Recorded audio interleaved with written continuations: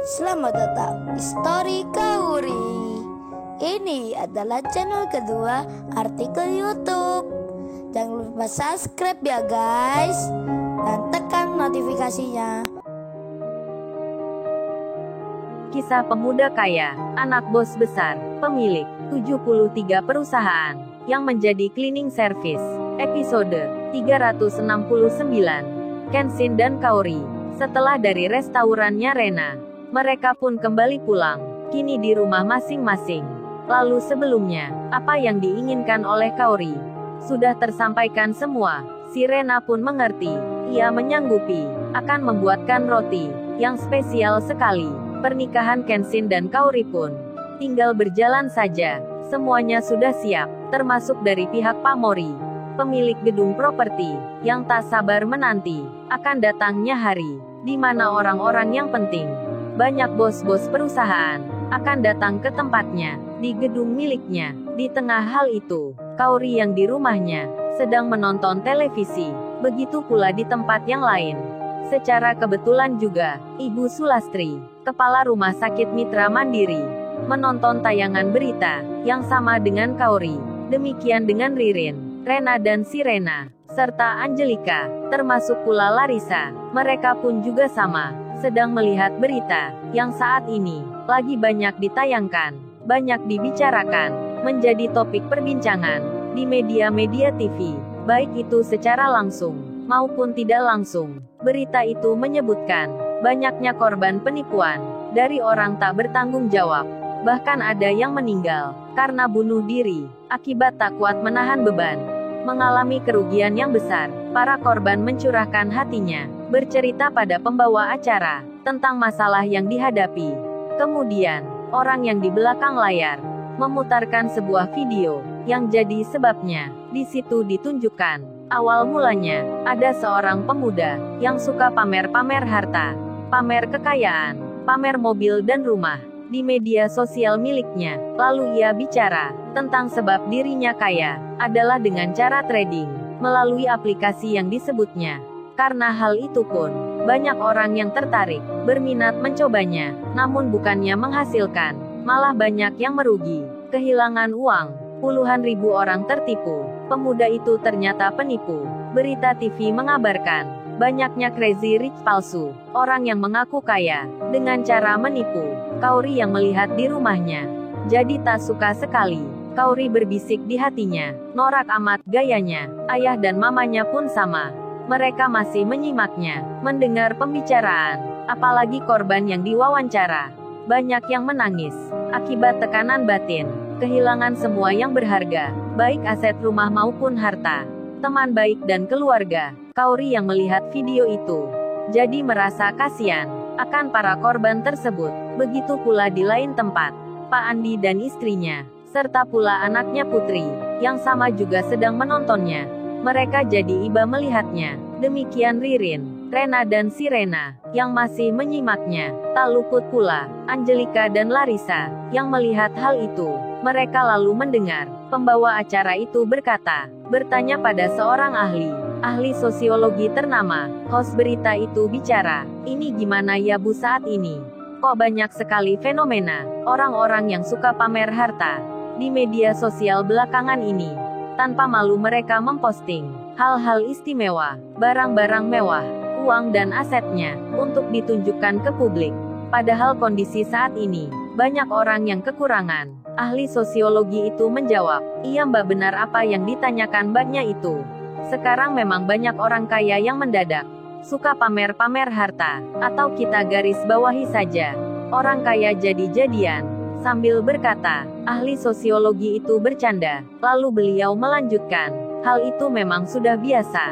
Kalau orang baru punya harta, apalagi lewat jalan cepat, maka secara naluri, mereka ingin menunjukkan, entah itu tujuannya ingin dipuji, atau ada hal lainnya. Seperti kasus ini, yang kompleks sekali.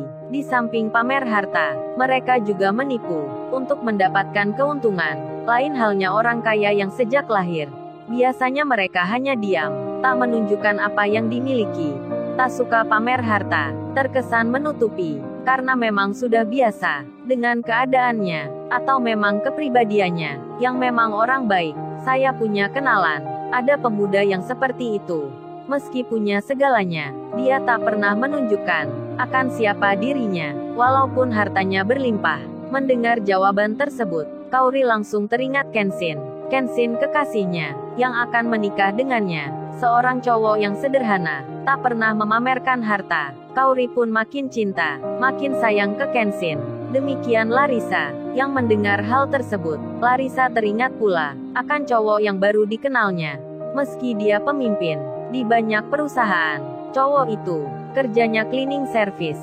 Larissa jadi tersadar, harta yang berlimpah tak membuatnya lupa, dan tetap sederhana. Demikian halnya Ibu Sulastri, yang baru mendengar akan wawancara tersebut. Beliau tersenyum, karena mengingat Kenshin, pemuda kaya, yang menyumbang banyak harta, tak mau disebut namanya.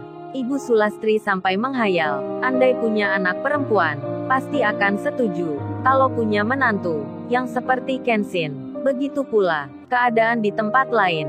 Angelika, Ririn, Rena dan Sirena, serta Iwan, yang saat ini juga melihat berita tersebut. Mereka pun teringat Kenshin. Sirena sampai memegang kalungnya. Kemudian, ayahnya Kaori berkata, "Ma, kita ini sangat beruntung sekali. Kaori mendapat jodohnya tuan muda. Bukan hanya kaya, tapi menantu kita itu sangat baik orangnya, sederhana dan suka menolong. Gak seperti di berita saat ini. Banyak pemuda yang gak jelas. Mikirnya cuman pendek, sukanya pamer-pamer." Istrinya pun menjawab, "Itu benar ya, Mama juga bersyukur akan punya menantu yang seperti ayah sebutkan. Bahkan Mama gak sabar lagi ingin menggendong cucu." Mamanya Kaori bicara sambil melihat putrinya. Kaori pun menyahut, "Duh, Mama ini udah gak sabar aja." Kaori tersenyum-senyum. Ia merasa senang karena baru melihat berita di TV. Kaori pun jadi rindu, ingin bicara dengan Kenshin, padahal tadi baru bertemu, dan Kaori langsung saja menelpon lewat WhatsApp-nya, dengan panggilan video langsung. Tak menunggu lama, telepon itu diangkat Kenshin.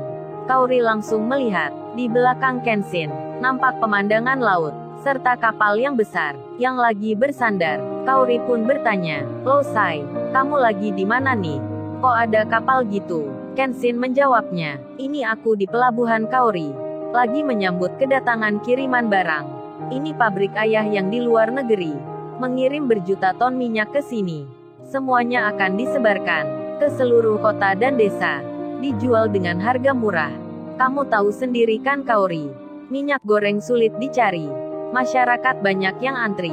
Mereka kesulitan membeli. Jadi ayah sebulan lalu sudah merencanakan ini. Ini pun mendadak sekali. Aku diminta ayah ke sini." Di sela hal tersebut, di situ pula nampak Pak Michael dan Pak David yang sedang sibuk tanda tangan. Pak Henry terkaget melihatnya. Beliau melihat dari belakang yang ada di teleponnya Kaori, dan media televisi pun langsung bergegas. Para wartawannya ke pelabuhan ingin mencari berita. Katanya ada kiriman minyak yang begitu besarnya. Mereka ramai-ramai ke sana. Pak Henry pun demikian, langsung menuju ke lokasi untuk mengetahui hal itu. Dan rencana bos besar yang baru diketahui hari ini telah membuat panik sejumlah penimbun minyak goreng, pengusaha-pengusaha yang nakal, karena berita mengabarkan ada kiriman dalam jumlah besar yang akan disebarkan. Mereka pun khawatir harganya akan turun menjadi normal kembali karena minyak goreng tak langkah lagi. Dan Kenshin sebelum menikahnya besok, ia pun sempat membantu mengurus akan dokumen tentang hal itu semua. Kenshin yang lagi sibuk, ia pun belum tahu kalau ada banyak wartawan yang sedang ke pelabuhan untuk mencari berita. Lalu, bagaimana kisah selanjutnya? Subscribe channel ini untuk episode berikutnya. Terima kasih. Jangan lupa ya guys, untuk kelanjutan ceritanya ada di channel Story Kaori. Subscribe ya guys, dan tekan notifikasinya